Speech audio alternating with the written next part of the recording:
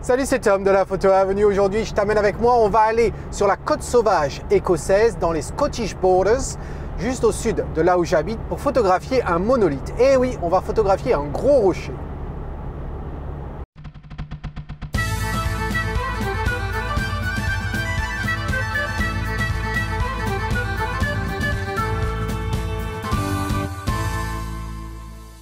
Alors tu le sais comme moi, la majorité des cas, quand on sort faire des photos, que ce soit de l'animalier ou du paysage, on rentre chez soi, on est bredouille. Ça ne veut pas dire qu'on n'a pas appuyé sur le bouton et fait des photos, ça veut simplement dire qu'on n'a pas forcément réalisé la photo qu'on avait prévisualisée. Alors la question se pose, quoi faire de ces photos ratées, entre guillemets? Ratées soit parce qu'on a fait une erreur, soit parce que les conditions météo n'étaient pas là. Quoi faire de ces clichés? Eh bien, le conseil que je te donne, c'est le conseil que je donne à tous mes étudiants depuis un bon nombre d'années, c'est de créer un répertoire sur ton ordinateur, tu l'appelles potentiel ou tu l'appelles comme tu veux. Mais le but de ce répertoire, c'est d'y glisser ces photos. Alors, quand tu as toute une série, eh bien, tu en gardes au moins une photo qui va te rappeler du potentiel de ce lieu-là. Ainsi, un jour peut-être tu seras en manque d'inspiration ou bien même tu auras des conditions météo et tu te dis mais qu'est-ce que je pourrais faire avec telle condition météo? Et à ce moment-là, rends visite justement à ce répertoire, regarde tous ces clichés ratés, toutes ces opportunités manquées et dis-toi tiens, est-ce qu'il n'y aurait pas quelque chose que je pourrais réaliser? Alors pourquoi je te dis ça?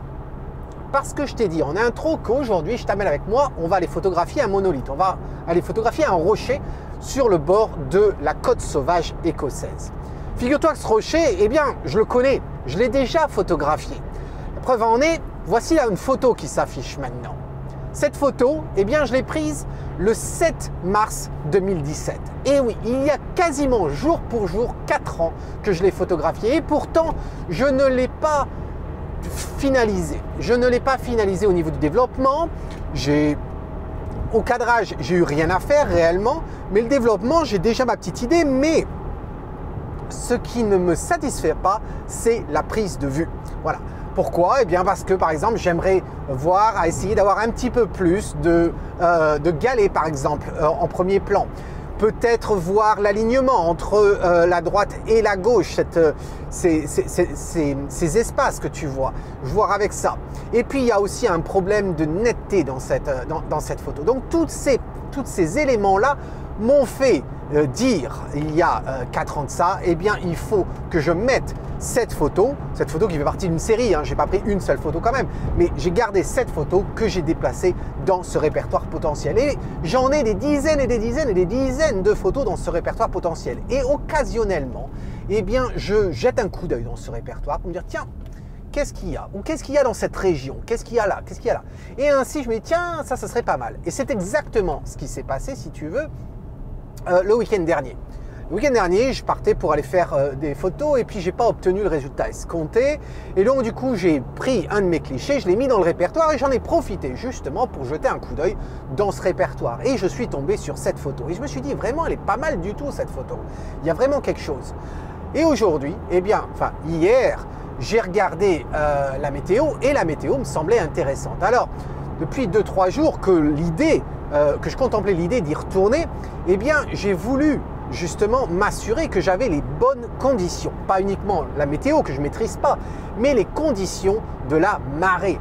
Et alors justement, ce que je vais te montrer maintenant, c'est comment je m'y suis pris justement pour m'arranger à ce que les conditions soient les mieux possibles. Alors, ça va s'afficher. Maintenant, je vais te montrer ça va se passer sur l'ordinateur et puis je vais continuer ma route de toute façon. J'en ai à peu près pour, qu'est-ce qu'il me dit là, le GPS? J'en ai à peu près pour une demi-heure de route.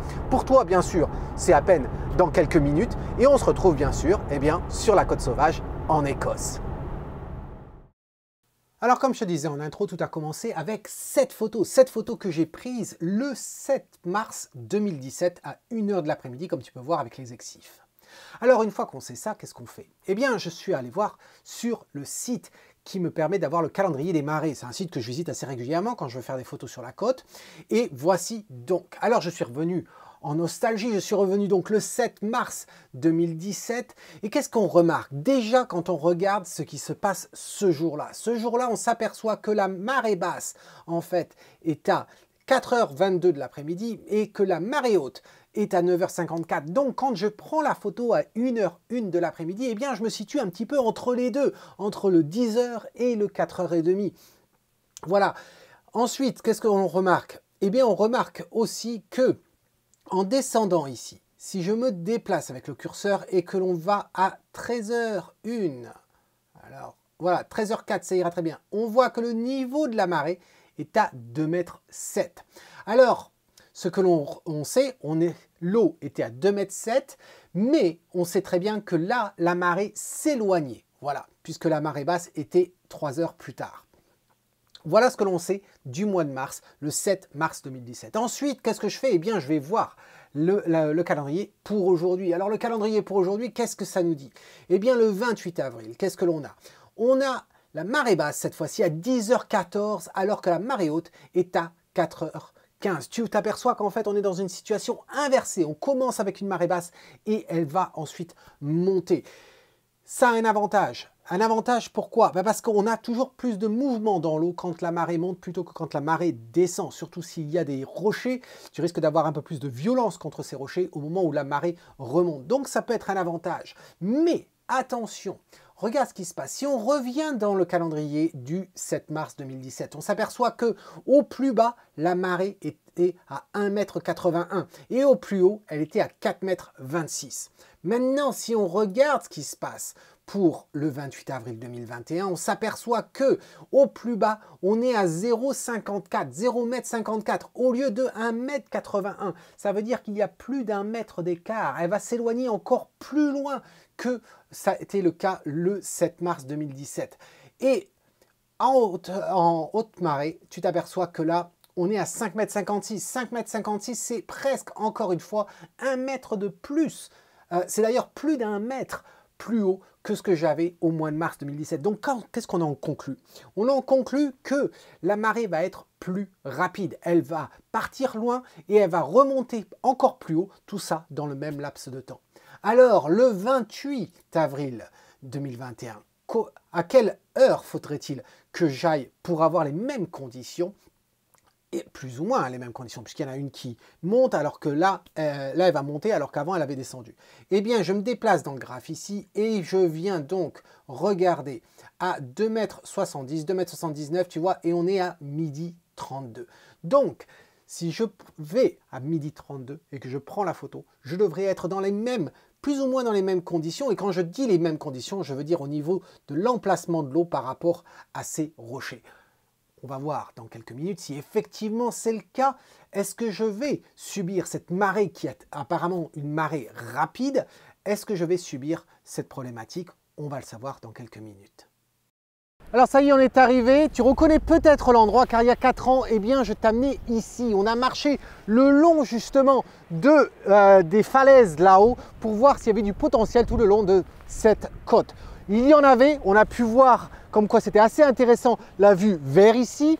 Et puis bien sûr, il y a ce que tu vois en face là-bas. C'est absolument magnifique. Regarde, on va s'approcher un petit peu. Tu vas pouvoir voir. On a d'ailleurs la crique que tu découvres petit à petit en dessous. Et dans cette crique, eh bien, il y a, que tu ne vois pas là, il y a donc une jetée. Cette jetée, je l'avais photographiée. J'avais fait même des tonalités assez intéressantes, des saturés un petit peu froides, longue exposition au coucher du soleil. Et malgré la longue exposition, eh bien, on avait les mouettes qui étaient quand même assez immobiles sur les rochers. C'était très très intéressant. L'image, bien sûr, est à l'écran pour illustrer ce que je suis en train de te dire. Donc la jetée, eh bien, elle est en bas, comme tu peux voir. Voilà, et les mouettes, on les retrouve bien sûr sur le rocher. Alors, ce n'est pas cette vue-là que l'on va photographier. Non, on va se déplacer comme ceci et on va aller de ce côté-là. Et le rocher en question, eh bien, tu ne le vois pas réellement là, mais il est tout à fait en bas. Il est en fait entre ce rocher qui est ici et la falaise que tu vois là. Et on en voit juste une petite pointe juste au-dessus. Alors, pour y accéder, eh bien, ça dépend vraiment des conditions. Soit on peut effectivement descendre par en bas, là, ici, ou bien, comme j'avais fait la fois dernière, c'est-à-dire de descendre par là. Alors, je vérifie un petit peu tout ça. On va pouvoir s'approcher ici. Il y a un chemin, je vais descendre ici. Enfin, un chemin, c'est vite dit, hein, c'est juste quelques marches comme ceci.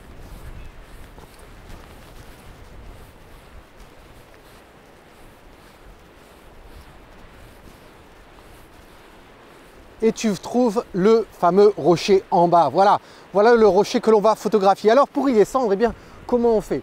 Eh bien, il y avait un chemin qui descendait là-bas en bas qui était assez raide. Sinon, il y a ici dans le creux et j'ai bien l'impression que ça risque d'être un petit peu plus facile par ici. Mais je vais quand même vérifier parce que de ce côté-là, c'est les cailloux. Là, ça veut dire qu'on va glisser. Ici, c'est relativement raide là. Et puis, c'est de la boue. Ça ne va pas être forcément si simple que ça. Donc, ce que je vais faire, eh bien, je vais descendre donc le long en bas ici.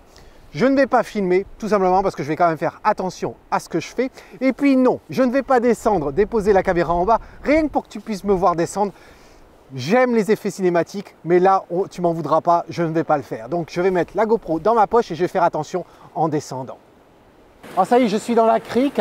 Regarde par où je suis passé. En fin de compte, je suis descendu là-haut. Alors, pas de ce côté-là, hein, tu ne le vois pas. Il est derrière. Mais ce que tu détectes déjà, peut-être, c'est qu'il y a des sortes d'étages comme ça. Et donc, ce qui rend les choses un peu plus faciles pour descendre, plutôt qu'un passage qui est là-bas, qui est raide et qui est dans la boue et donc pas stable du tout. Alors heureusement quand même que j'avais mes bâtons de marche qui m'ont aidé à descendre, ou du moins à me positionner.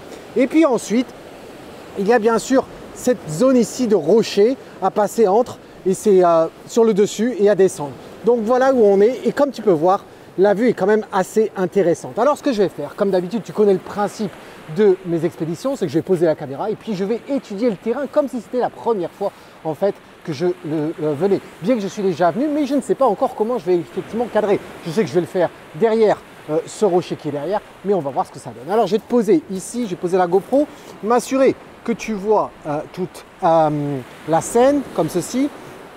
Alors une chose déjà que tu peux remarquer, c'est que j'ai décidé de laisser mon sac ici, même si je sais que je vais prendre la photo derrière. Pourquoi? Ben voilà, la marée monte et j'ai pas envie de me retrouver dépourvu comme la fourmi quand la bise fut venue, quand la marée va venir. Voilà, donc on va prendre mon appareil, c'est le R5. J'ai tellement l'habitude d'avoir dit le 5D pendant des années, mais et non, c'est le R5. Alors, le R5 et ici, je vais prendre le 16-35 mm. Voilà, on va voir ce que ça va donner avec le 16-35. Pourquoi le 16-35? Parce que ça va me permettre d'avoir une plage quand même focale assez intéressante pour voir justement à quel point il me faut un grand angle pour capturer justement tout ce monolithe là. Je ne sais pas encore quelle va être ma focale. Je crois que la dernière fois quand je l'ai faite sur la photo que tu as vue, je crois que j'étais à 50 mm. Hein, si mes souvenirs sont bons, de toute façon, tu avais la photo, elle apparaît ici, et puis tu as les exifs de l'époque. Alors, hop, je vais retirer mes lunettes pour un peu mieux y voir. Comme ceci. Et regardons. Alors, pour l'instant, l'exposition ne m'intéresse pas. Je monte les ISO simplement pour pouvoir regarder la scène éclairée correctement. Voilà. Et alors, ici, qu'est-ce qu'on trouve? Déjà, la première chose qu'on remarque, c'est que sur cette première photo, alors je vais comme ceci. Voilà, ce que tu remarques déjà là-dessus, c'est certes on a le rocher, mais en fait on a l'impression que on a ce rocher, hein, quand je disais le rocher c'est celui-là, on a ce monolithe et on a l'impression qu'il est collé à l'autre. Mais regarde ce qui se passe quand je me déplace. Quand je viens ici, par exemple, et bien là,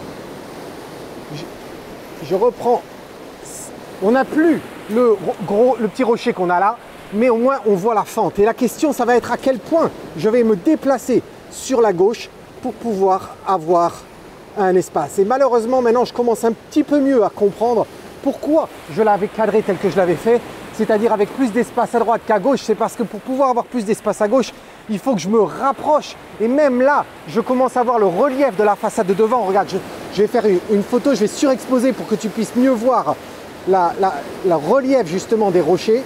Comme ceci, tu peux voir qu'il y a un bout de rocher à gauche qui rentre.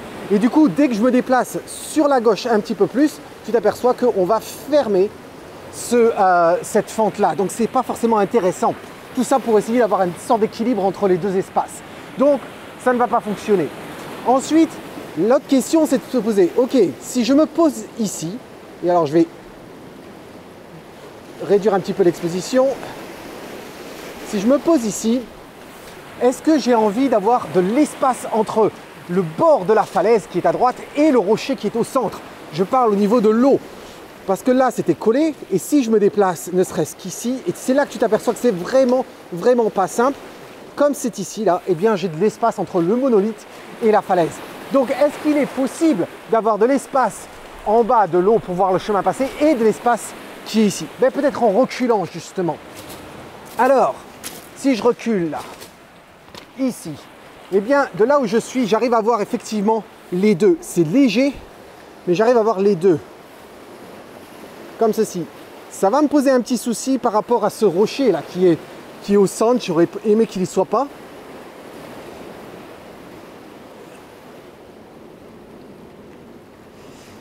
Parce que là, du coup, c'est vrai qu'il m'embête un petit peu. Hein. Alors, c'est surexposé, bien entendu. Je vais réduire l'exposition. Je pense que l'exposition va être un gros challenge d'ailleurs ici. Hein. Un gros challenge. On va utiliser un filtre gradué pour réduire la luminosité sur la falaise de droite, bien entendu. Pour vérifier si vraiment j'ai bien l'eau en bas à droite, comme ceci. Et là, tu t'aperçois que j'ai pas beaucoup d'espace. Je vais reculer. Je ne pense pas que tu me voies à cet endroit-là. Je vais me déplacer un petit peu comme ceci là pour que tu voies. Donc, je suis en train de reculer davantage. Il faut que je fasse attention parce que plus je vais reculer, plus je vais avoir en fait la façade de cette falaise ici qui commence à avoir un relief qui vient amputer l'espace que j'ai entre les rochers. Donc là, c'est vraiment pas facile. Et là, il me semblerait que c'est plutôt pas mal. Voilà la photo qui apparaît. Je vais la regarder dans l'œilleton pour mieux juger. Et là, ça me semble plutôt bien. J'ai un bout de rocher, certes, à droite, mais c'est pas si mal que ça. Je peux toujours bouger ce petit rocher. J'ai du rocher, j'ai le gros rocher qui est là aussi. C'est quand même un petit souci. Et je ne peux pas non plus le faire à bout de bras ici. Mon trépied ne va pas être assez haut pour le faire à bout de bras. J'aurais peut-être dû prendre la tête. Voilà, si je fais quelque chose comme ceci, là, c'est plutôt pas mal en fait. Là, hein, c'est plutôt pas mal. C'est vrai que ça va être un challenge. Alors, je suis déjà à 35 mm hein, sur celle-ci. Ce que je me demande, c'est en remontant ici, en m'écartant davantage. Et encore une fois, je ne sais pas si tu me vois quand je suis là. Voilà, si je m'écarte davantage, tu vois que j'ai donc ce rocher ici. Mais l'avantage, c'est que je remonte. Et en remontant, eh bien, j'arrive à gagner de l'espace de quelque chose sur les galets. Les galets que je trouve quand même assez intéressants. Voilà, si je fais cette photo, je regarde. J'ai les galets, j'ai quand même ce rocher ici. La question se pose maintenant, et si j'arrivais à monter sur ce rocher? Est-ce que je pourrais faire une photo comme ça? C'est-à-dire à mettre le trépied sur les deux. La problématique, c'est déjà, je vois que ma fente, elle est obstruée. Je regarde là, elle est obstruée à deux endroits. C'est dommage parce que c'est quand même assez intéressant, mais je t'avouerai que je ne pourrais pas forcément rester à l'équilibre comme ceci. Voilà. C'est pas si simple que ça hein, de trouver là. Et bien sûr, je stresse un petit peu parce que je trouve que la marée monte quand même beaucoup plus vite que ce que j'avais prévu. Je suis peut-être un petit peu en retard aussi. Il y avait du trafic sur la route.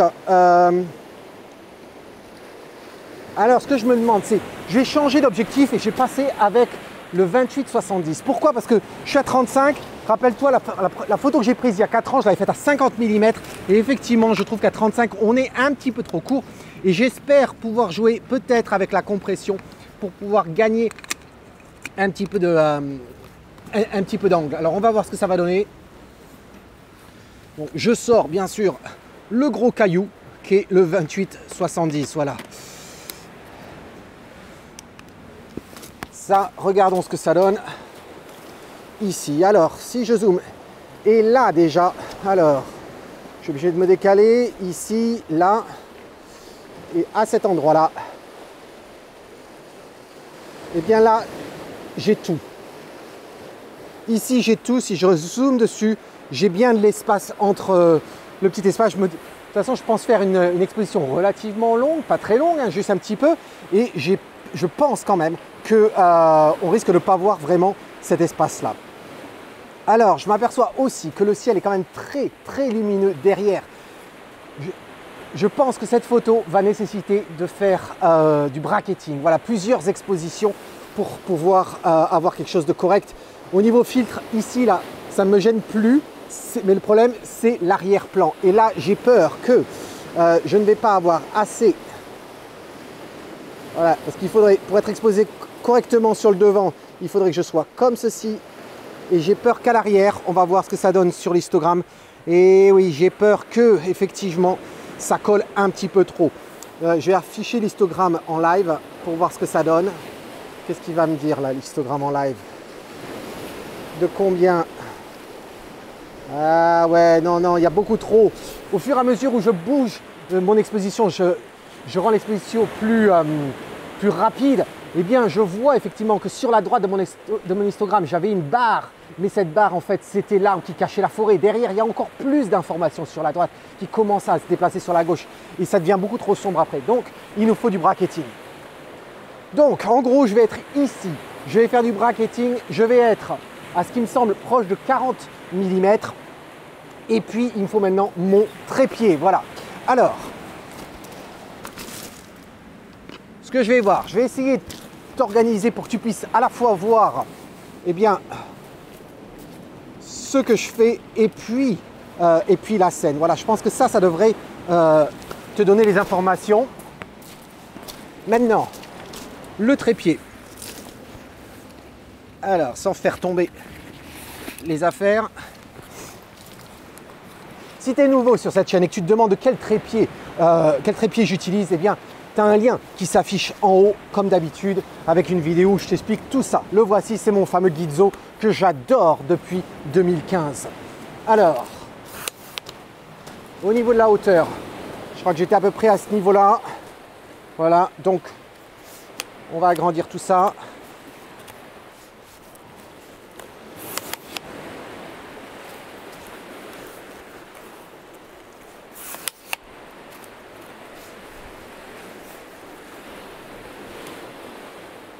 Alors, qu'est-ce que ça va donner? Je ne vais pas être très haut là quand même, ici.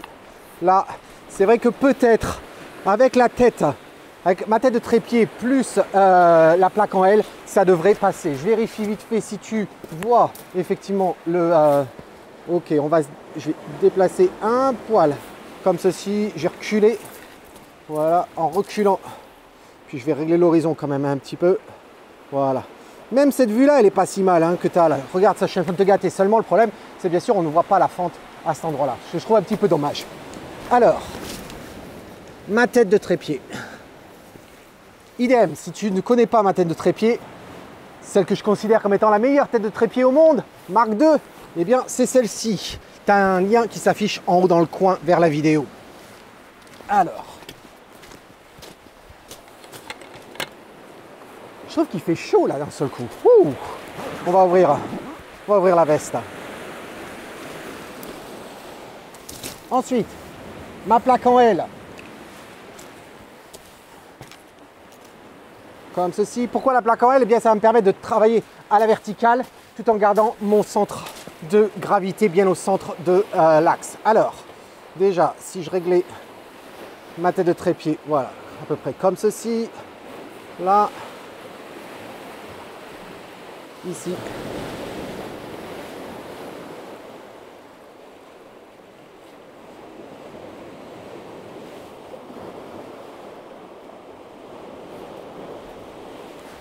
Ok, ça c'est fait.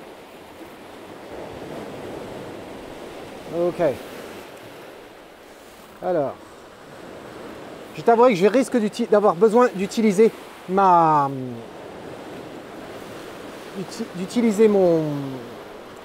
cape parce que je n'y vois pas grand chose dans l'écran. Voilà. Là, ce que je suis en train de faire, c'est de régler bien sûr le niveau. Et je m'aperçois que je ne vais pas avoir assez. Alors,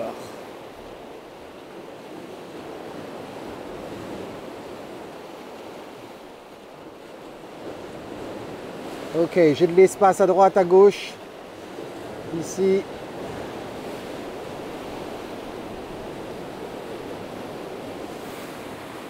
Et si je fais une photo vite fait comme ça, rien que pour te montrer le cadrage, voilà ce qu'on obtient.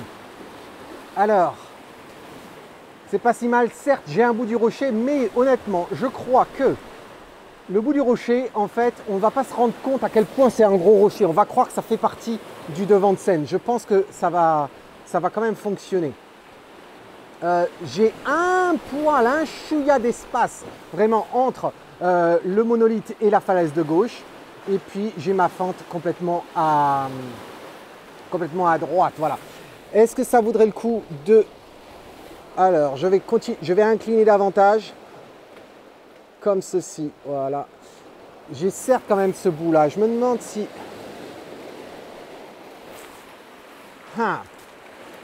Est-ce que c'est vraiment le bon choix?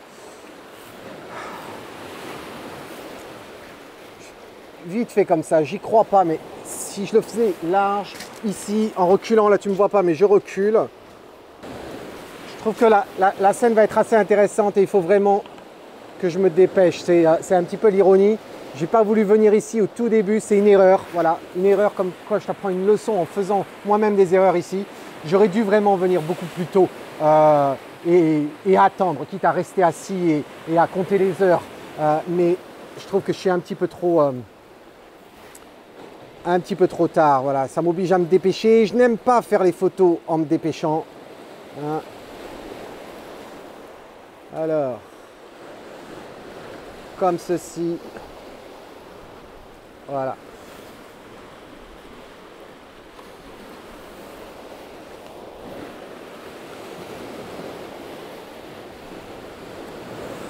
Alors, il va me falloir le porte-filtre.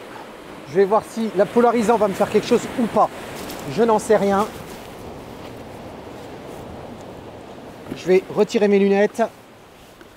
Je vais prendre ma cape.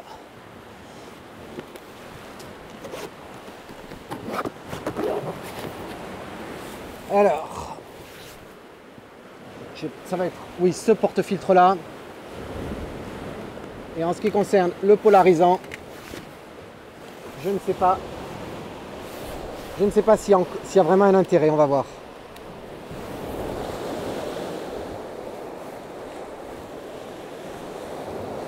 Si, il y a un intérêt sur l'eau des rochers, voilà. Quand même, ça va valoir le coup. Alors.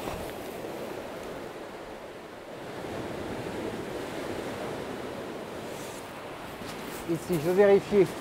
Est-ce que j'ai du vignetting ou pas? Ouais, un poil. Alors, je vais utiliser l'autre porte-filtre. C'est toujours le même, c'est celui de Lee, mais j'en ai deux. Et celui-ci avait trois rails, alors que celui-ci, il en a que deux. Ce qui me permet quand même de diminuer les chances de vignetting. Et j'ai quand même un... Si tu te demandes comment ça se fait qu'en étant à 40 et quelques, j'ai du vignetting avec ça, c'est simplement parce que mon 28-70, il fait 95 mm de diamètre au niveau du filtre. Et ça, c'est un filtre de 100 mm, donc ça vient de là. Et que je t'avoue que je n'ai pas envie d'acheter l'ultra grand angle à 150 de chez Lee, rien que pour cet objectif-là. Voilà. Alors... Déjà, je vois que j'ai réussi à récupérer des couleurs.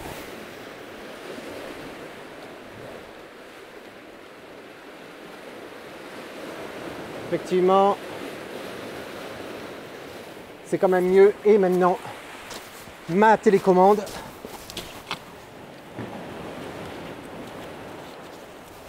Voilà. Et ensuite, ma cape.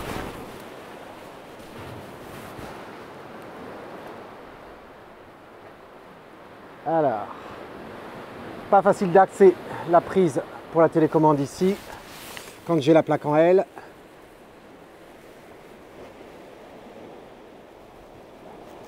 Ok, je vais vérifier si la télécommande, le contact est bien. Oui, le contact est bien. Comme ceci. Alors, tu vas pas voir ma tête, mais c'est pas grave.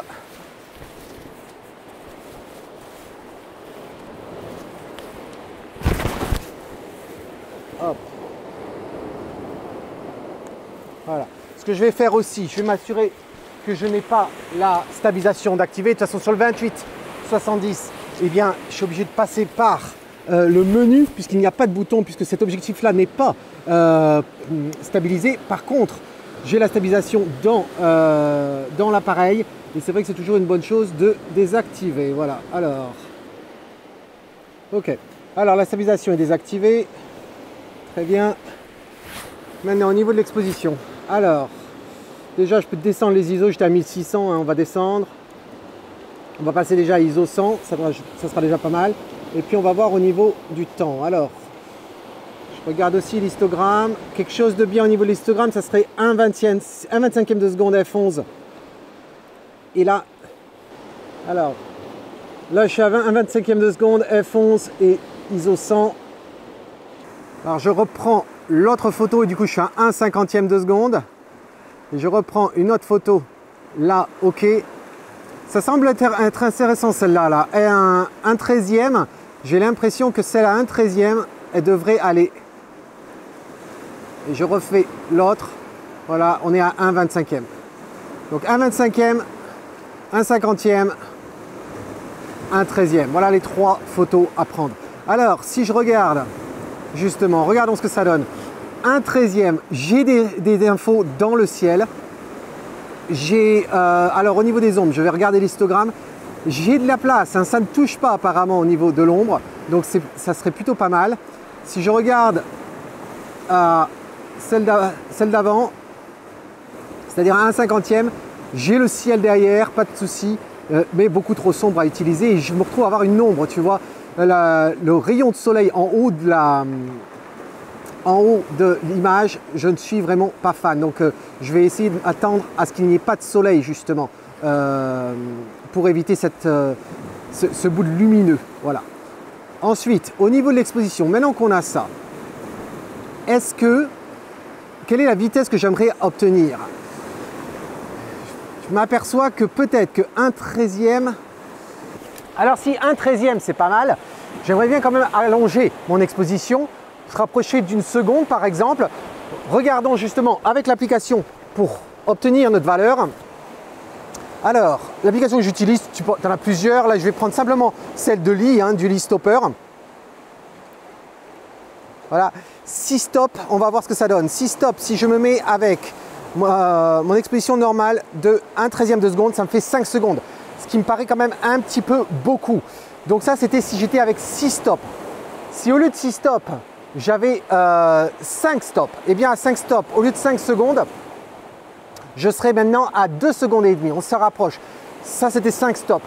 4 stops, je serai en fait à 1 seconde. Donc 4 stops, ça serait intéressant. 4 stops, 1 seconde. Et si je fais 3 stops, à ce moment-là, je me retrouve à avoir une demi-seconde. On va essayer avec 3 stops et une demi-seconde.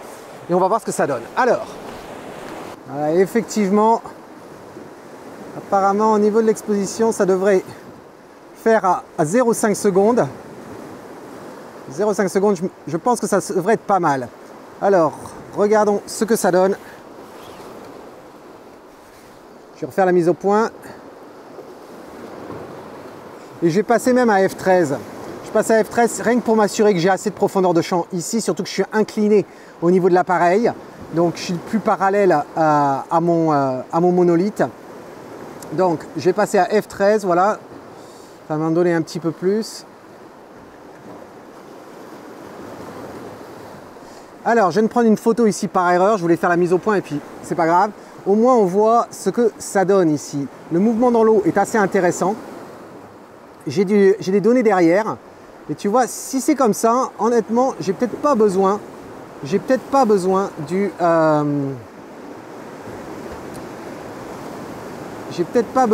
d'avoir une multiple exposition. Mais bon, on va pas prendre de risque. Donc je refais la mise au point, voilà, qui est faite.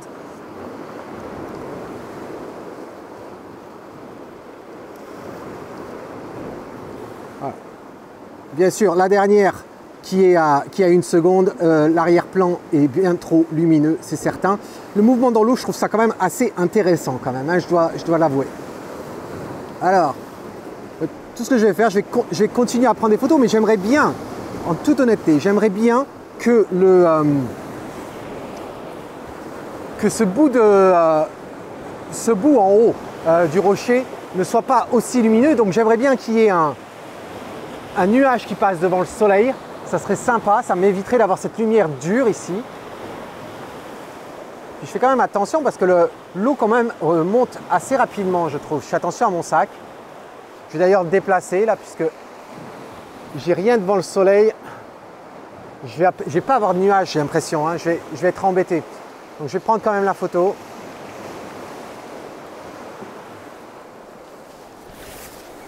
Alors, celle-ci. Ok. Je vais attendre le mouvement d'une vague. Ça va être un quart de seconde. Donc, j'ai pas assez de mouvement là. Ça, c'est trop sombre. De toute façon, le un quart, j'en ai vraiment pas besoin. Ça va être vraiment là une seconde. Et alors, je vais essayer de voir mon polarisant s'il est vraiment optimal parce que j'ai quand même du reflet dans l'eau. Hein.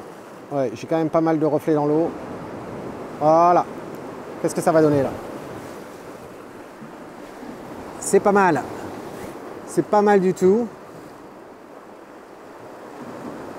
Je vais vérifier la netteté quand même de la photo. J'ai vraiment une netteté jusqu'au bout, jusqu'aux rochers les plus loin. Et puis devant, de toute façon, eh bien, j'ai les rochers qui sont sous l'eau. Voilà. Donc, cette exposition-là, je la trouve quand même pas mal du tout. Et on est à 1 seconde. Donc, entre celle de 1 seconde, celle de 1 quart nous donne le ciel. 1 seconde, c'est presque pas assez au niveau de la luminosité, je trouve. J'ai poussé, ça veut dire que ma première image, elle est à 1 demi-seconde. Je vais quand même la pousser un petit peu plus. Voilà, on va voir ce que ça donne. Je vais passer à 0,8. J'attends que la vague arrive, qu'il y ait un petit peu d'activité. C'est quand même très sombre à 0,4. Voilà, et là... Alors là, c'est pas mal du tout. Il y a quand même pas mal de mouvements. Je veux vérifier dans les détails si je vois ce que j'appelle les cheveux de l'eau. J'aime beaucoup cette exposition-là. C'est lumineux, certes, hein, sur les rochers. C'est lumineux. Mais je trouve ça intéressant.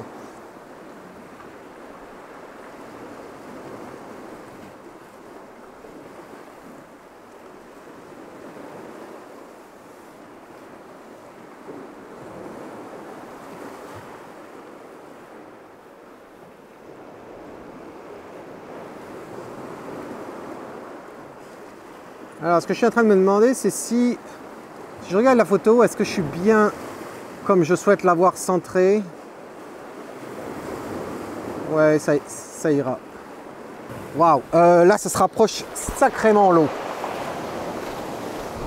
Et je t'avouerai que je me pose comme question si j'ai vraiment envie de faire cette photo comme ça ou est-ce que j'essaie de trouver un autre angle.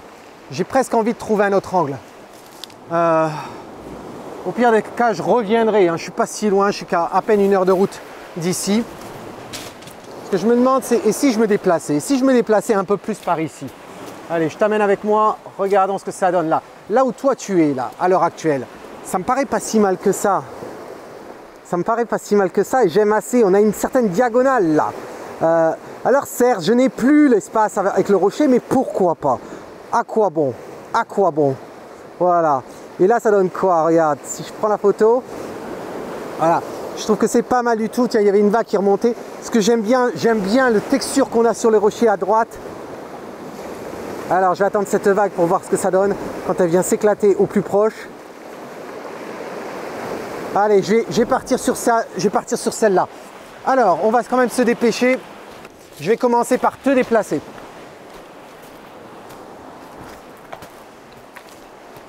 On a vraiment l'impression que c'est la mer du Nord qui ne veut pas qu'on soit là. Voilà. Comme ceci. Là. Abaisser. Voilà.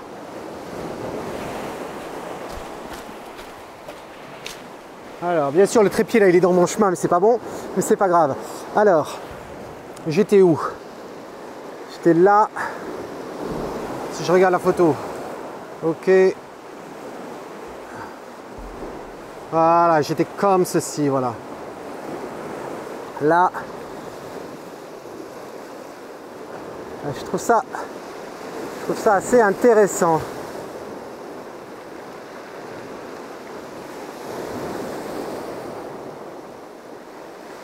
Ça se demandait si j'aimerais faire un panorama ici.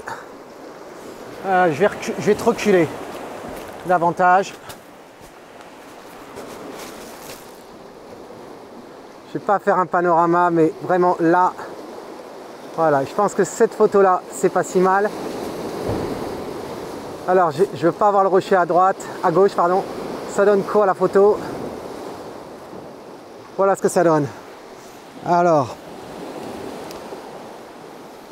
c'est sûr que c'est sombre là-bas, hein, c'est sombre là-bas, mais je crois que j'ai passé là-dessus, voilà. Alors, donc maintenant on est à l'horizontale.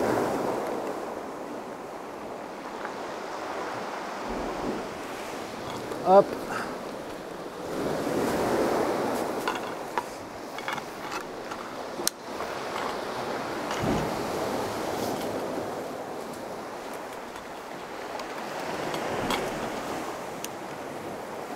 Voilà, ok. Alors, on va mettre tout ça de niveau. Est-ce que ça correspond? Déjà, pas si haut. Ah, il y a tellement de lumière. Alors.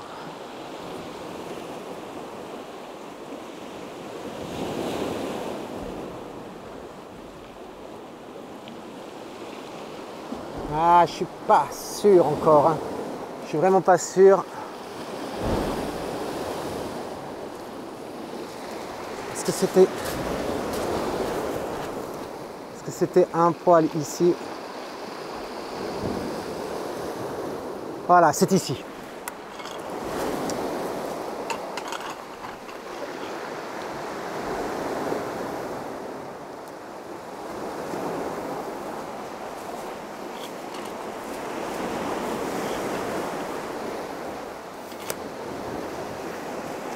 Alors, en plus comme ça je suis un petit peu dans l'ombre donc j'y vois mieux.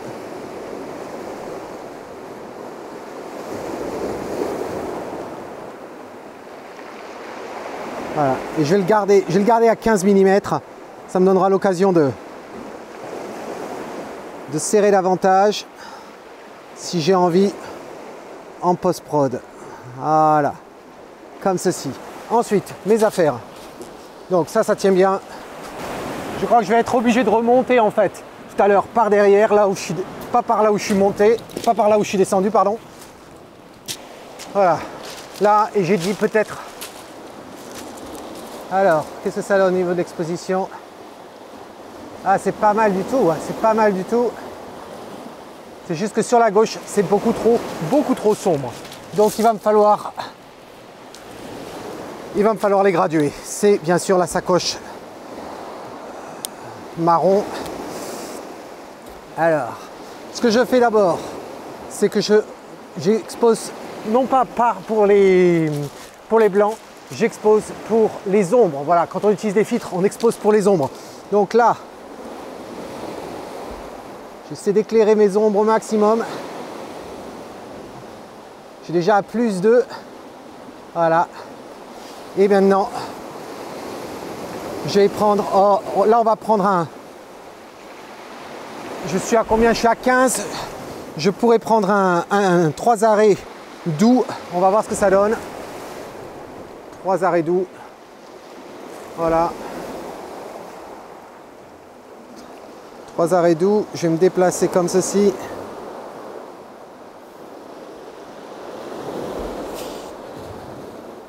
Ce qu'il y a, c'est qu'on a presque envie, en fait, d'avoir un reverse, c'est-à-dire un gradué où ça commence par le centre et ça va vers l'extérieur. Je pense que je vais peut-être faire ça. Je vais voir ce que ça donne. Parce que j'ai quand même l'impression qu'au centre, c'est quand même beaucoup plus...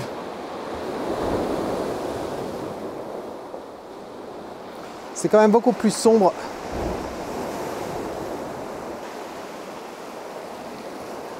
Alors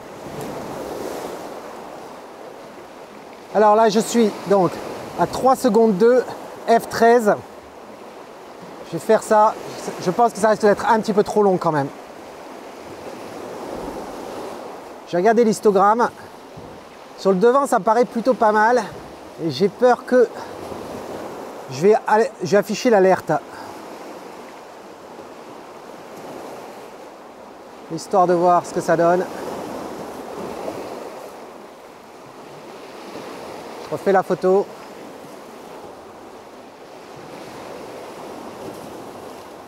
Alors, effectivement, ça touche un peu devant. J'ai peur que si je sous-expose,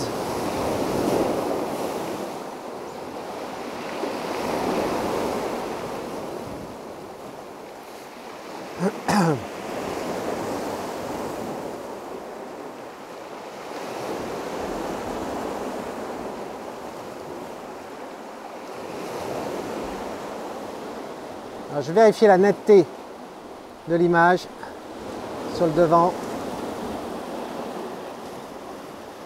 Ça me paraît être très bien au niveau de la netteté.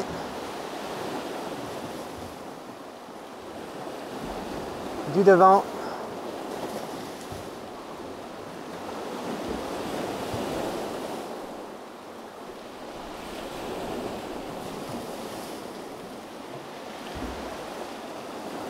Jusqu'à l'arrière. Du devant jusqu'au fond, ça me paraît être bien. Alors, il y a une baisse de luminosité. Je la reprends.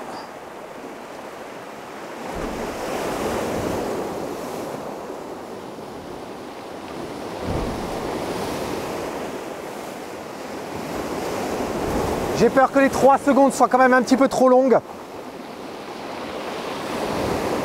Ça devient très violent là quand même. Hein. C'est magnifique. Mais ce que je vais faire, je vais regarder. Ah ouais, c'est quand même pas mal du tout. C'est pas mal du tout, mais j'ai l'impression que les 4 secondes, c'est quand même un petit peu trop. On était sur 3 arrêts au niveau de ce filtre-là. Je vais passer à 2 arrêts.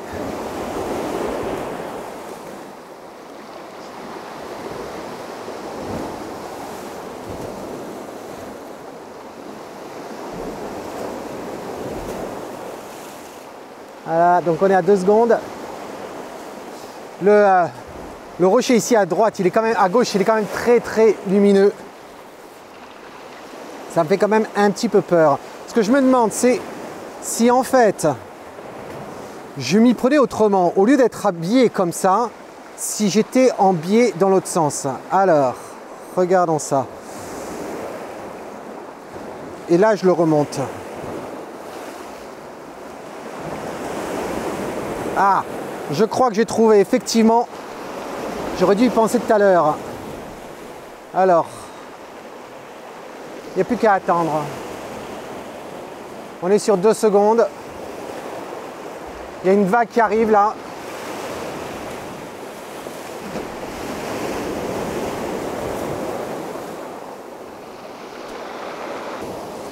Un petit peu trop lumineux quand même. Je suis à 1 seconde 3.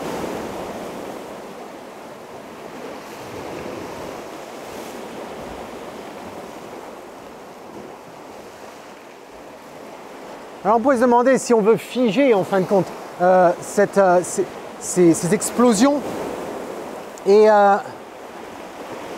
je ne pense pas en fait, ne serait-ce que pour ça. Peut-être que 1 seconde 3, peut-être que ça sera bien. Regarde ce que ça donne. J'en prends plusieurs. Alors ce que je vais faire, c'est que je vais assombrir mon image. Voilà, je vais prendre une de sauvegarde d'ailleurs. Je vais mettre, voilà, là, je vais faire ça. Comme ça, elle est prise. Même là, j'ai encore, le soleil, il est encore léger. Celle-ci, voilà. Là, au moins, j'ai mon ciel de derrière qui est sécurisé. Et maintenant, je peux me concentrer sur le reste.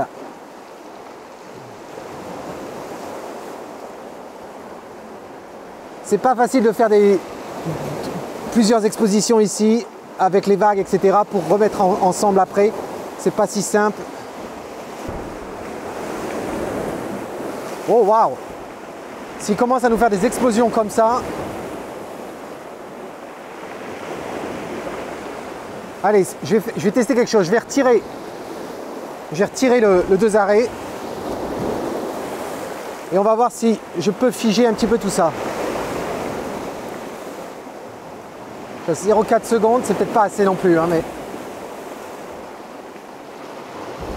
Ah, c'est pas mal, 0,4 secondes là. T'as vu l'explosion que ça a faite? C'est pas mal.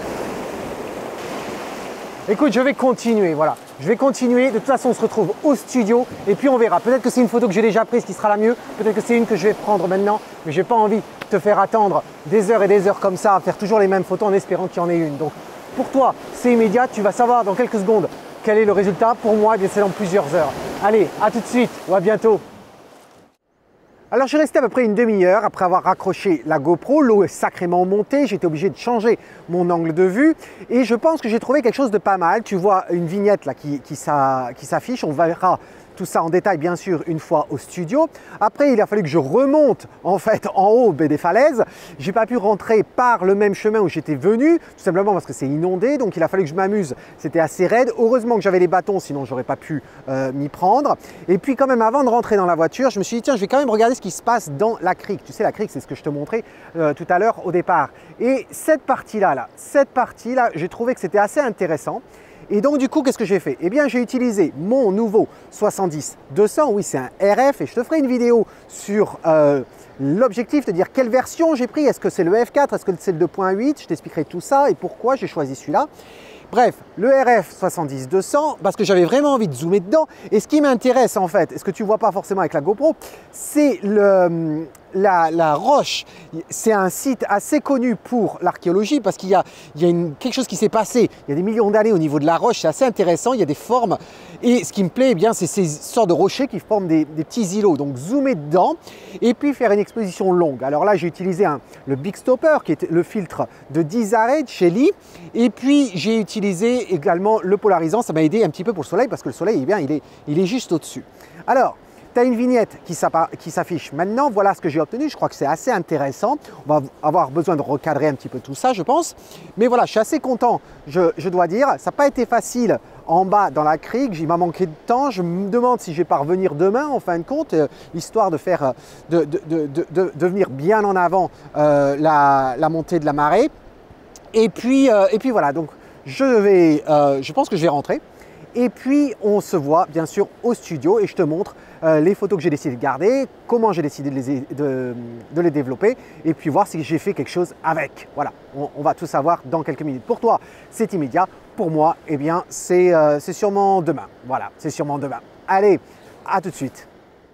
Alors donc voilà, de retour au studio, il est temps pour nous de regarder de plus près certaines des photos qu'on a capturées lors de la première partie de cette vidéo et voir si en fin de compte il y a quelque chose à garder. Alors on est bien sûr dans Lightroom, voici les photos que j'ai décidé de garder ou du moins les photos que j'ai décidé de te montrer. Alors je ne vais pas toutes les garder, je vais te le dire de suite. Commençons d'abord par celle-ci. Alors, cette photo qui ressemble énormément à la photo que j'avais mis dans le répertoire potentiel, eh bien, bon, c'est vrai que les conditions étaient quand même relativement difficiles, qu'il fallait se battre contre la marée, il fallait se battre avec la lumière, etc. Donc plein de choses. C'est vrai que je n'ai pas forcément fait la photo que j'avais en tête au départ, puisque je voulais des galets, etc. Mais bon, au final, je suis assez satisfait parce que je me dis qu'il y a du mouvement dans cette eau-là et c'est peut-être mieux que s'il y avait les galets. Au moins, ça me permet d'avoir quelque chose un petit peu plus simplifié et d'avoir une narrative en fait très facile à suivre.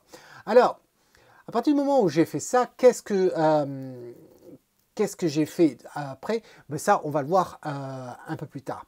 Je te propose de continuer, de regarder les autres photos et puis ensuite on verra en détail ce que j'ai pu faire. Alors, ensuite, cette photo, je l'ai gardée ici, mais je ne vais pas la garder. Cette photo va être supprimée.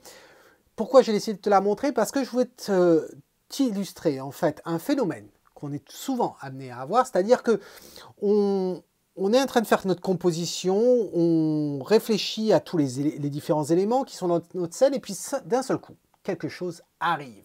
Là, ce quelque chose, eh bien, c'est cet éclat, cette violence de l'eau contre les rochers. Et c'est peut-être l'enfant qui sommeille en nous, mais à chaque fois, je suis sûr que tu es sûrement comme moi. À chaque fois que je fais des photos sur le bord de l'estuaire, de l'océan ou de la mer, eh bien, avoir l'eau qui vient se battre avec fracas contre les rochers, eh bien, ça crée quelque chose d'assez intéressant. C'est comme un feu d'artifice, pour reprendre un terme que l'ami Patrice a utilisé il y a quelques jours lors d'une discussion avec moi. Et ce feu d'artifice ici que l'on a, eh bien, peut être intéressant, seulement ce n'est pas mon sujet, ce n'est pas ce que j'ai voulu photographier. Alors certes, on pourrait se dire, mais c'est pas grave, au début, tu avais identifié un sujet, puis en fait, bon, quelque chose arrive, et puis tu bifurques, tu crées quelque chose. Oui, seulement à ce moment-là, il faut quand même s'arranger à ce que tous les autres paramètres, le cadrage et autres, viennent au service de ce nouveau sujet. Parce que ici, tout le cadrage, en fin de compte, était au service de mon sujet, qui, je le répète, était le monolithe. Ce cadrage-là ne sert en rien l'explosion de l'eau sur la gauche. Il ne sert pas à cette explosion. Et ensuite, on peut se poser la question, est-ce que cette explosion, elle, nous aide à mettre en évidence notre sujet? La réponse est facile, la réponse est non. Donc, je me retrouve à avoir une explosion qui en soi est un élément qui pourrait être un sujet dans une photo, mais ici va nuire à mon sujet de départ, et le cadrage qui est fait pour mon sujet de départ ne correspond pas justement à cet éclat, à ce nouvel élément qui vient de surgir violemment et qui souhaiterait être le sujet d'une photo. Voilà en fait pourquoi j'ai décidé de ne pas garder cette image-là. Ensuite, l'autre, eh bien c'est un petit peu la même chose, même si là, eh bien on découvre un peu mieux justement la composition et notre sujet, on respire. Tu t'aperçois que dans la version d'avant, eh bien on avait un mur ici, et du coup, ben, tu voyages pas beaucoup, tu t'aperçois que tout le côté gauche est obstrué par cette eau en suspension, et puis on a ce gros vide en fin de compte sur la droite. Maintenant, avec cette version-là, eh bien, on respire, on arrive à aller de l'avant, on voyage dans la photo, on va même jusqu'au monolithe, mais honnêtement, là, c'est quand même l'explosion dans l'alcôve à gauche qui m'embête un peu, elle est un petit peu trop lumineuse, etc. Et puis on s'aperçoit quand même c'est très très lumineux sur la droite, sûrement cramé. Voilà. Ensuite, celle qui suit, eh bien, on a une autre explosion ici qui est beaucoup plus petite que la première, mais elle ne sert en rien mon sujet à l'heure actuelle. Et puis tu t'aperçois bien sûr que c'est cramé sur la droite. Si tu te demandes c'est quoi ce vignettage que l'on a dans les coins, c'est tout simplement parce que j'étais à 15 mm et que je n'ai pas appliqué la correction d'objectif. Ensuite, celle-ci, eh bien, elle a été cadrée comme ceci au moment de la prise de vue et je dois dire que je l'aime beaucoup, je pense qu'elle a pas mal de potentiel et je l'ai d'ailleurs travaillé, donc on va voir ça dans quelques instants. Ensuite, celle qui suit, on a une explosion plus petite que l'autre d'avant. Certes, elle est dans le même alignement que nos rochers vers le monolithe, mais elle attire quand même beaucoup trop le regard. C'est dommage parce qu'il y a quelque chose d'assez intéressant, je dois dire, ici. Elle va un petit peu mieux avec le cadrage. Malheureusement, si je devais recadrer l'image pour ne pas avoir justement le gros rocher que l'on a sur la gauche, eh bien tu t'aperçois que ce rocher ici serait beaucoup trop proche du bord ici. Donc là, cette composition ne correspond pas justement avec cette scène-là. Et ensuite, on a une autre photo, hop, voilà. C'est une autre variante qui aurait pu être intéressante, mais tu vois très très lumineuse et encore une fois qui nuit.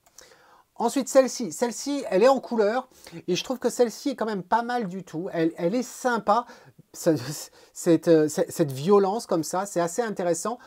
C'est vrai qu'avec la couleur, on a tendance à pouvoir aller au-delà, en fin de compte, de cette vague. On va au-delà, on voit notre sujet. Je ne vais pas la supprimer, cette photo, mais j'ai beaucoup de doutes quand même. Donc, je vais quand même la garder sans pour autant aller plus loin. Mais je la trouve relativement intéressante. Et enfin, eh bien, il y a cette photo que j'ai prise donc une fois que je suis remonté, entre guillemets, à la surface. Et c'est vrai que cette photo, eh bien, quand je l'ai vue, quand j'ai vu le potentiel des rochers, etc., c'est exactement ce qu'on voit là, en fin de compte. Hein. C'est vraiment ce que j'avais visualisé. C'est le cadrage, et je pense que le cadrage, en fin de compte, est plutôt pas mal. Et j'ai décidé de la garder et de travailler. Et on va voir dans un instant ce que ça donne. Alors, justement, commençons par la première. Alors, on était sur celle-ci. Alors, qu'est-ce que j'ai pu faire sur celle-ci? Eh bien, d'abord, il y avait effectivement, comme tu t'en doutes, gérer les hautes lumières qui sont même très très élevées, gérer le cadrage également ici puisqu'on a les rochers, le rocher noir et puis le rocher en bas ici et puis un petit bout. Donc ça donne quoi? Eh bien ça donne ça. J'ai pris le parti en fait d'aller un petit peu désaturer quand même sur la photo et je trouve que le résultat est quand même pas mal du tout. Je suis pas non plus en extase, mais je trouve que c'est assez intéressant. Le mouvement de l'eau m'intéresse, voilà. Je trouve qu'il y a cette tonalité nous rappelle justement la photo que j'avais pu faire. Alors je sais plus si c'est exactement la même jour que j'avais fait ça, je pense pas. La photo de la jetée, si tu te rappelles pas de cette photo, je te l'affiche maintenant. C'est un petit peu la même ambiance, hein, lunaire, etc. Un petit peu désaturé et tout. Et je trouve que c'est pas mal du tout, mais je t'avoue que je ne vais pas l'imprimer. J'y retournerai sûrement à cet endroit-là et je pense choisir un jour où je n'ai pas une telle luminosité, voilà, pour pas subir ici. Alors, je l'ai quand même nettoyé dans Photoshop. Bien sûr, j'ai fait la gestion du bruit, de la netteté dans Denoise. Et au sortir de Photoshop, ça donne quoi? Eh bien, ça donne ça. Là, voilà, comme ceci. Donc, bon, il n'y a pas beaucoup de différence, si ce n'est que j'ai fait effectivement du nettoyage, puisqu'il y avait les crottes d'oiseaux là sur la paroi, avec la lumière qui était quand même très très lumineuse, je trouve, qui attirait trop le regard. Et donc, un simple nettoyage comme ça. Mais bon, je ne suis pas forcément très fan de cette photo. Ensuite, l'autre photo que je t'ai dit qui m'intéressait, c'était celle-ci. Cette photo-là. Cette photo-là, je l'ai prise effectivement cadrée telle qu'elle. C'est pour te dire aussi l'intérêt de bien prévisualiser tes photos au moment de la prise de vue. Je trouvais déjà que ce qu'il y avait à droite et ce qu'il y avait à gauche ne m'intéressait pas. Je voulais vraiment me centraliser là-dessus. Et qu'est-ce qui rend pour moi cette composition intéressante? Eh bien, certes, le sujet, c'est mon monolithe. Et tu aperçois qu'on a différentes lignes qui nous amènent vers le monolithe. Certes, on a la crête du rocher qui est à gauche, ici, qui nous redescend dessus. On a effectivement l'autre côté de ce triangle qui est formé par la crête de la falaise de droite. Donc tout ça pointe, entre guillemets, vers notre monolithe. Ensuite, tu t'aperçois qu'on a certaines lignes, telles que sur la paroi ici, qui partent en diagonale. Alors attends, je vais faire comme ceci pour qu'on voie mieux. Comme ceci ici, on retrouve également à cet endroit-là. Et enfin, on trouve ces rochers ici qui partent dans l'oblique, dans la diagonale, vers notre rocher. Et puis enfin, on a le mouvement de l'eau, que j'aime beaucoup, le mouvement de l'eau ici. Et tu vois qu'entre guillemets, eh bien, ça nous renvoie, on a quand même des traits ici, hein, qui nous renvoient un peu vers cette partie-là de l'image. Voilà. Alors, qu'est-ce que j'ai fait en premier temps sur cette photo? Déjà, je te précise, certes, je l'avais cadré comme ça au moment de la prise de vue, mais ne crois pas que les informations sont perdues. Non, les informations sont toujours là. Quand il décide de l'afficher, je trouve que l'ordinateur est un petit peu lent aujourd'hui. Voilà. Donc tu vois, j'ai les informations de part et d'autre. C'est simplement que ça correspond bien à ce que je voulais. Alors, qu'est-ce que ça donne? Eh bien, ça donne ça. Recadrage un petit peu, bien sûr, un cadrage que je ne pouvais pas faire dans l'appareil. Et puis tu vas voir, ça va te mettre à jour dans quelques secondes. Ça prend un peu de temps. C'est vrai que j'ai Photoshop qui est ouvert avec une autre photo qui prend beaucoup de place et c'est un petit peu lent à s'afficher. Tu vois la vignette en haut à gauche, mais là, ça ne veut pas se mettre à jour. Voilà, ça y est, enfin mise à jour. Voilà. Donc, du nettoyage quand même sur cette photo, tu aperçois qu'en bas, ça me gênait d'avoir ces rochers qu'on avait là, les galets, etc. Je trouvais que ça attirait trop le regard. Maintenant, c'est quand même un petit peu mieux. Et puis, une fois que j'ai fait ça, eh bien, je suis allé dans Photoshop. Bien sûr, avant Photoshop, je suis allé dans Denoise pour gérer la netteté, etc. Et dans Photoshop, donc, qu'est-ce qu'on a fait? Eh bien, dans Photoshop, voilà ce qu'on avait au sortir de Denoise. Denoise, si tu ne sais pas ce que c'est le logiciel que j'utilise pour gérer le bruit, pour gérer la netteté. Il fait partie de différents produits que propose Topaz. Si tu n'as pas vu la vidéo que j'ai faite sur le sujet, eh bien, le lien s'affiche en haut à droite, comme d'habitude. Et puis dans l'article blog, tu as un bon de réduction pour pouvoir l'obtenir si ça t'intéresse. Voilà. Ensuite, donc, ici, des corrections, plein de corrections en fin de compte. Là, des choses qui attiraient le regard. Donc, par exemple, cette première... voilà, je vais toutes les faire parce que le temps que ça charge, voilà, celui-là c'est le plus gros à voir, hein, c'était les excréments d'oiseaux que l'on avait, pardon, qui étaient ici, là, que je trouvais qui attiraient un petit peu trop le regard. Et puis là, il y a d'autres points. Et enfin, il y avait certaines parties ici dans la roche qui étaient un petit peu trop lumineux. Et donc, du coup, j'ai décidé de gérer ça comme ceci, d'atténuer. Une fois que j'ai fait ça, eh bien, on retourne dans Lightroom. Et dans Lightroom, eh bien, on se retrouve ici. Et là, eh bien, j'ai fait d'autres traitements également de luminosité, de colorimétrie, pardon. Par exemple, dans le ciel, ici, il y avait des parties bleues qui avaient besoin d'être retouchées. Il y avait des parties ici qui étaient un petit peu d'une colorimétrie un petit peu différente par rapport à la lumière du soleil qui était différente et autres. Donc, au final, ça donne quoi? Eh bien, ça donne ça. Voilà, quand ça sera mis à jour, ça va prendre un petit peu de temps à le faire. Et je vais pouvoir passer d'ailleurs, voilà, ça y est, ça s'est mis à jour. Tu vois que j'ai dégagé un petit peu les ombres et tout. Donc, si je mets tout ça en noir, au bord, voilà, pour qu'on voie un peu mieux, je trouve que cette photo, elle me plaît quand même beaucoup. Beaucoup. Une lecture très simple, hein, comme je dis toujours, j'aime bien les narratives simples. Il n'y a pas énormément d'informations dans cette image, mais il y a tout ce qu'il faut. Il y a tout ce qu'il faut, il y a du relief, il y a de la texture dans cette photo, il y a du mouvement avec l'eau. On a vraiment l'impression d'y être. Hein. Avec ce cadrage, on a l'impression qu'on a les pieds dans l'eau. On les avait presque. Donc voilà pour cette photo. Et ensuite, l'autre photo, la dernière. Alors, celle-ci, j'ai décidé... je savais déjà ce que je voulais faire avec celle-ci. Je voulais vraiment faire quelque chose de relativement sombre, quelque chose qui rappelle un petit peu style Seigneur des Anneaux, tu vois, un endroit qui fait pas forcément bien vivre ou bon vivre. Presque comme si c'était une allégorie de l'enfer, entre guillemets. Parce que quand on regarde les rochers, moi ça m'éclate, hein, tu sais très bien, on parle des nuages, que des fois quand on est enfant, on essaie de trouver des formes, des personnages dans les nuages. Eh bien, quand on regarde les rochers, des fois on voit des choses.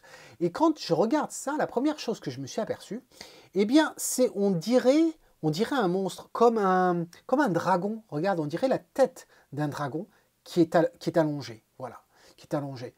Un petit peu comme dans le Seigneur des Anneaux d'ailleurs. Et puis derrière, je ne sais pas ce que c'est, mais on dirait presque un chevalier, entre guillemets.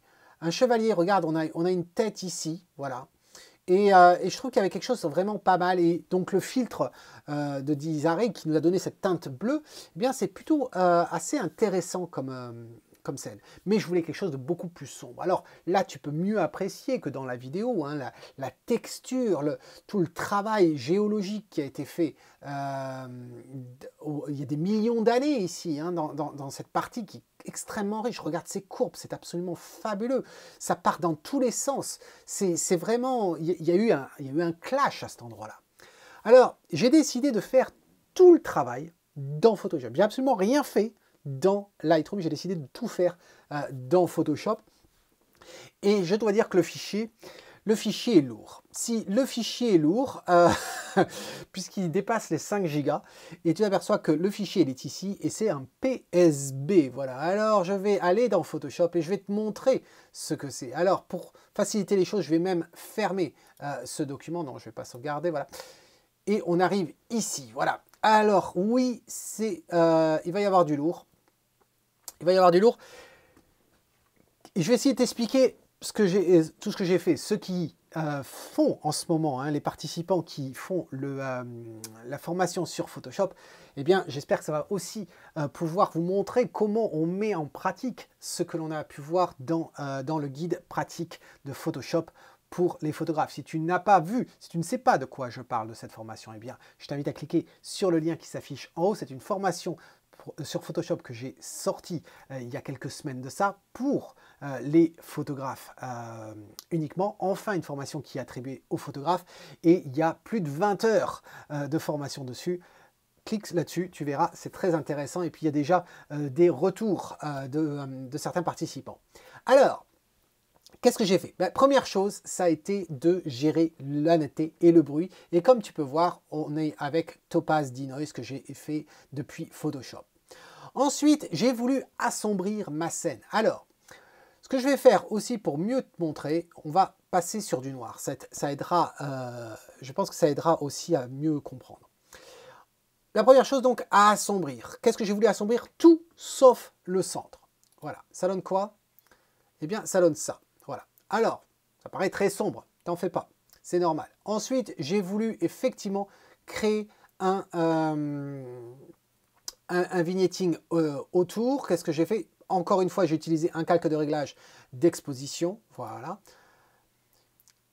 Et tu vas t'apercevoir que je n'influence pas le centre. Et ensuite, je vais m'intéresser au noir et au blanc et m'assurer que ma plage dynamique est au maximum. Donc, ça donne quoi? Eh bien, ça donne ça. Voilà.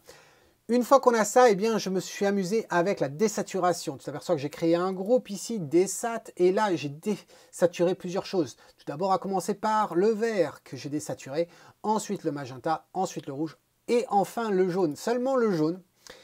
Regarde, le jaune, j'avais vraiment envie d'influencer cette partie-là, un petit peu plus. Donc, du coup, j'ai désaturé effectivement le jaune, sauf cette partie-là.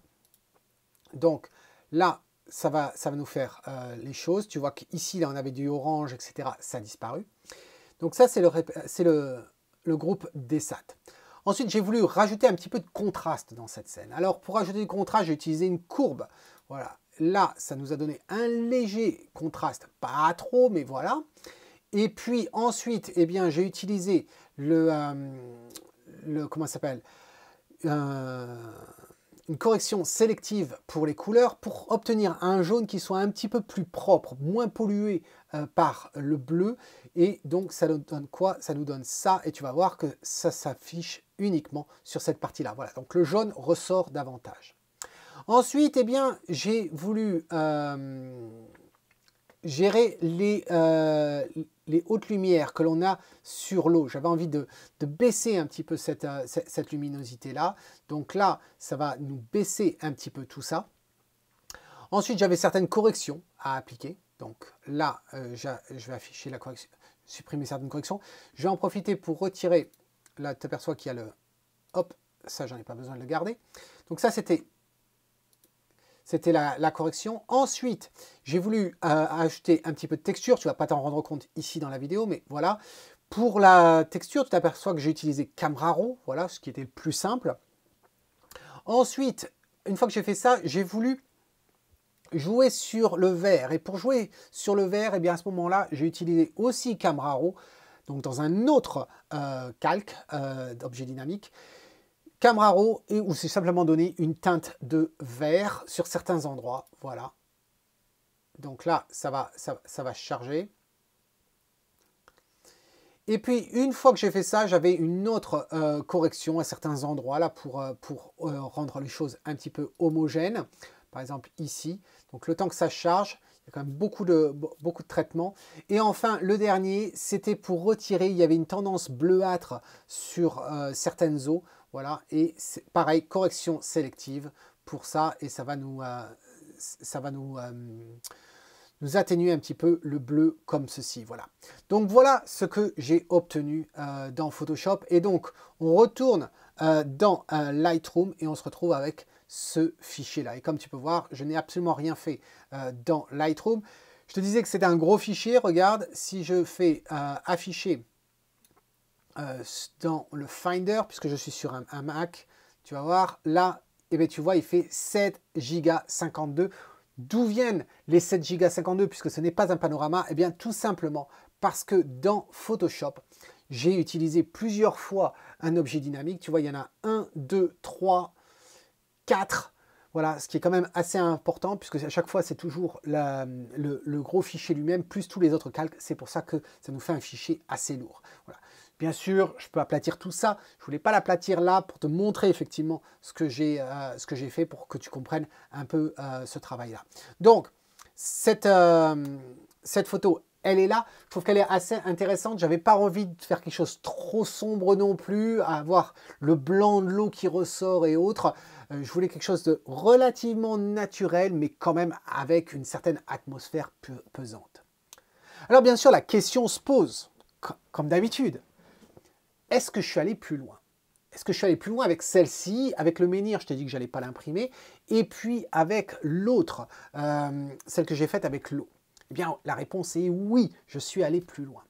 Et je dois dire que je suis vraiment très, très content.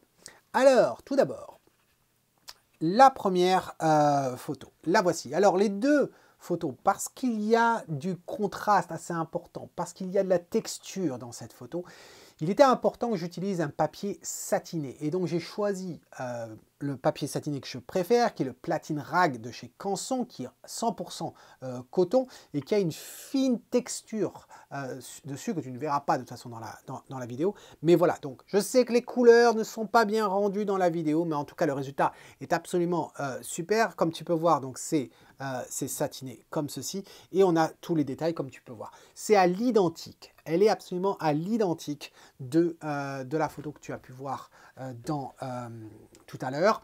D'ailleurs, si tu as suivi toi aussi la formation que j'ai sortie sur l'impression, le lien s'affiche en haut ici si tu veux en savoir plus, mais si tu as participé à cette formation, sache que ces photos-là, quand je les imprime sur ce papier Platine Rag, eh bien, je fais les fromages bien sûr, mais je n'y applique absolument rien. Voilà, je n'y applique rien parce qu'il y a assez de contraste naturellement dans ces photos, et donc je n'ai absolument rien à faire. Donc, une fois que j'ai fait le développement standard, eh bien, ça part à l'impression très proprement. Mais bien sûr, j'ai vérifié avant. Hein.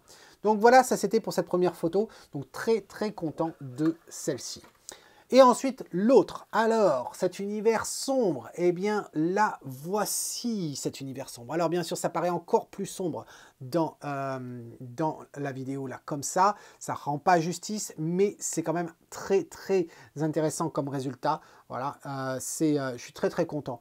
Et ce qui est assez bluffant quand même sur cette photo-là. Hein. Je ne l'ai pas dit tout à l'heure, mais c'est une photo quand même de 30 secondes. Et malgré les 30 secondes, et je t'affiche là une petite vignette pour que tu vois, malgré les 30 secondes, eh bien j'ai les oiseaux qui sont immobiles. Et ça me rappelle bien sûr la photo que j'avais faite sur la jetée où on voyait également ces oiseaux-là.